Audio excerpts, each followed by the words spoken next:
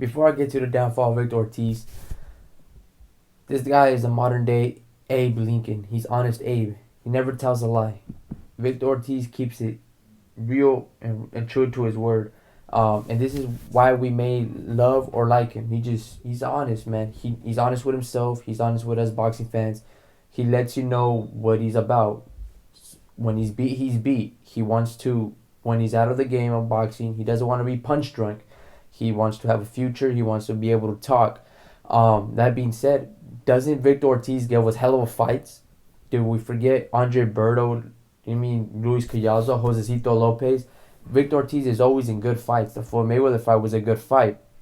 Now, Victor Ortiz is a young fighter. Understand when he was fighting those dudes, he's like 25, 24. Right now, he's 27 years old. He's a little older than Keith Thurman, or he's like 28.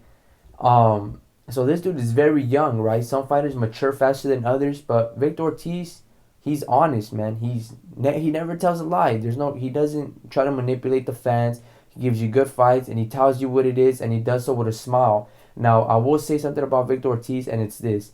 When you're supposed to be pissed off, he's that guy that smiles in the wrong moments in the wrong time. When you're supposed to be pissed off, when there's injustice or you just did some stupid shit or people took advantage of you, you're not supposed to say so with a smile. He doesn't take things personally, right? To me, I feel like that's a scapegoat for his behalf. Since he doesn't take things too personally, he's always smiling.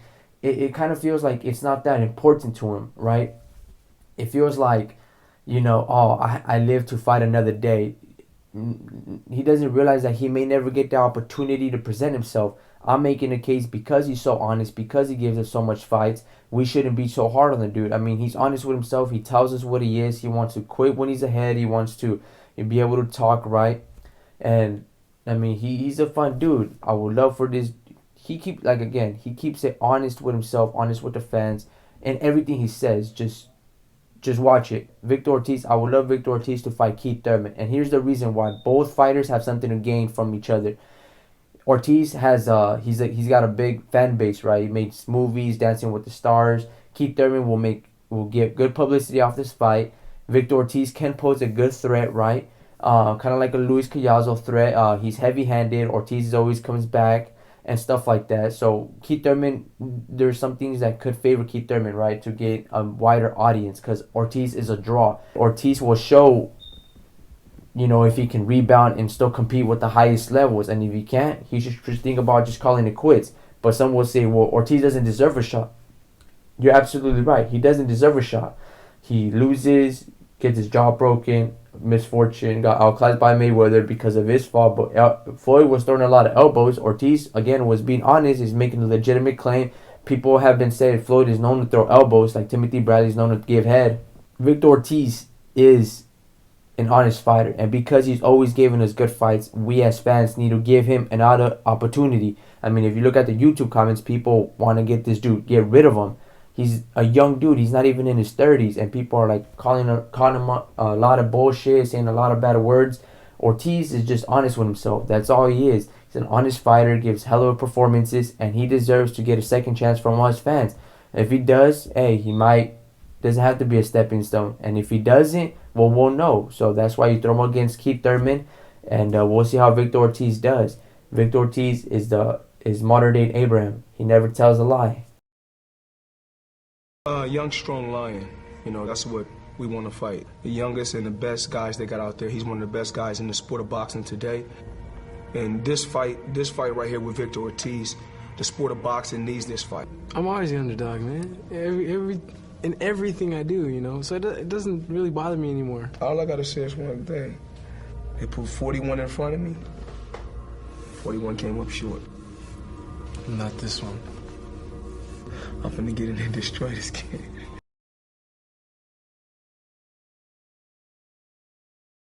Левую руку Ортиса. Вот эти. Атака. Он находился вблизи. Посмотрите. He caught me after the ref caught me. I guess to a sense it's a payback, but I agree to disagree. I'd like the rematch though. It'd be a nice one. Well, stuff happens, man. I just got caught up, I guess. We're just going for it, both of us. And I don't know, I guess, because he was like trying to put his kind of hand up and using his shoulder or his elbow. So I was like, all right, dude. So then I started putting my head in his face and stuff. And all of a sudden, like, I was gonna come in to throw, and the moment I did that, he came in and I went right for his face on accident. Take us through any thoughts that you had at that point? Did you have any? It was blank. I was blank. Nope. It was like nope. Yo, he landed a good one. It was a good shot. Personally, do you think Floyd won fair and square? No, I don't think so. Because I paid for my mistake. They took my point away, and he didn't. They just put me out, man. Do you regret the decision of having Joe Cortez as the referee? Nah, man, no. George Cortez he's a legendary ref, man. Were you looking at Joe, or were you looking at Floyd during that sequence when he hit you? I was looking at Joe.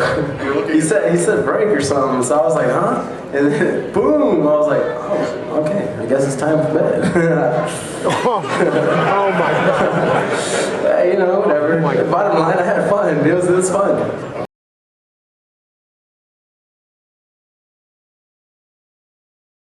You seem unusually jovial for having just lost your world title.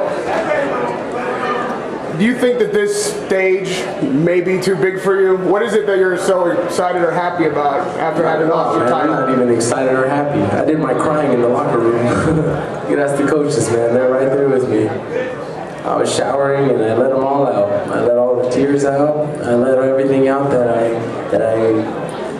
I've always worked for this moment. I've always worked for this time. And I was sitting in the locker room in the shower just crying like a baby, man. So the tears were left in the drain out there, and I just kind of had to swallow my pride, You said you apologized. You said you apologized for the headbutt. Yep. That's what your team is saying. Now, that was the second one, though. That was the second one.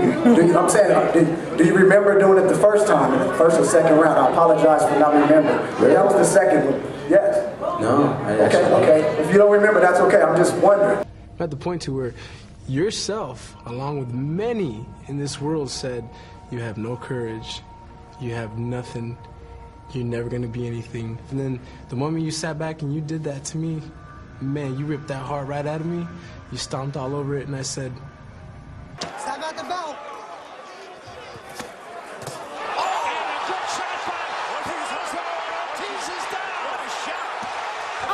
That's close.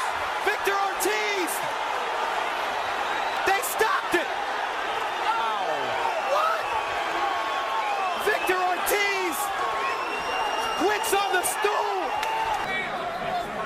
Ortiz was being very active here. Gets hit with a huge left hand, and you can see how that impacted him. Is your jaw broken, Victor? Yes. Josecito busted my jaw. At that last punch at the end of the round? I had my mouth open, so he broke my jaw, but it's okay. I'll be fine. My coaches wanted me to keep going. It was kind of tough. I couldn't close my mouth. Ortiz Lopez at the time of the stoppage. Well, this is pretty interesting. Kermit Bayless had it very close at 88, 86-85, 87-84 by Marty Denkin, and a large margin by Pat Russell at 88-83. I had a 2-point victory at that moment for Ortiz. Looking at that picture, it's hard not to feel for this young man who was in line for a major fight, and this is a crushing blow to him. Victor Ortiz saying that he has a broken jaw. I was trying to break his nose, 100%, because he nailed me 16 times with his elbow on my right eye, which made me close my eye. And the last one, I kept telling Cortez, elbow. He says, keep fighting, Victor, keep fighting, Victor. I said, all right. I took 4 before, and I kept calling him, elbow, keep fighting, Victor. All right, here we go. I get him against the ropes, 4th round. Boom, I'm catching him. catches me right in my eye one more time, on my eye, just straight in my eye, and there's even pictures of it. Right in my eye gets closed, so I unleashed the headbutt. And when I felt human, I paid for it.